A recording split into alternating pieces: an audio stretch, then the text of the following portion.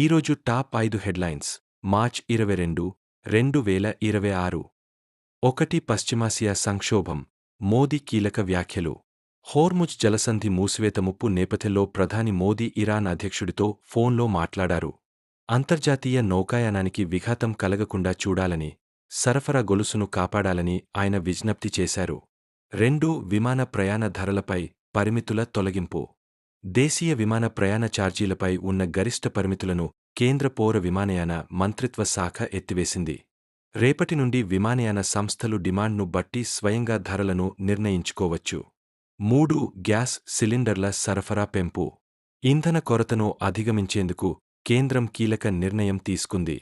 వాణిజ్య సిలిండర్ల సరఫరాను 50% పెంచుతూ రాష్ట్రాలకు లేఖ రాసింది. ముఖ్యంగా హోటళ్లు, ఫుడ్ ప్రాసెసింగ్ రంగాలకు ప్రాధాన్యత ఇవ్వాలని సూచించింది. 4. ఏపీలో భారీ స్టీల్ ప్లాంట్కు శంకుస్థాపన. అనకాపల్లి జిల్లా రాజయ్యపేటలో ఆర్సెలార్ మిత్తల్ ఉక్కు కర్మాగారానికి రేపు సీఎం చంద్రబాబు శంకుస్థాపన చేయనున్నారు. సుమారు 1,00,000 మందికి ఉపాధి కల్పించే ఈ మెగా ప్రాజెక్టులో కేంద్ర మంత్రులు కూడా పాల్గొనబోతున్నారు.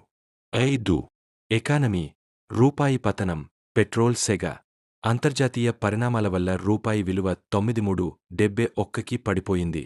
దీని ప్రభావంతో దేశవ్యాప్తంగా పెట్రోల్ ధర లీటరుకు ₹2 వరకు పెరిగింది. ఇది సామాన్యులపై భారంగా మారే అవకాశం ఉంది.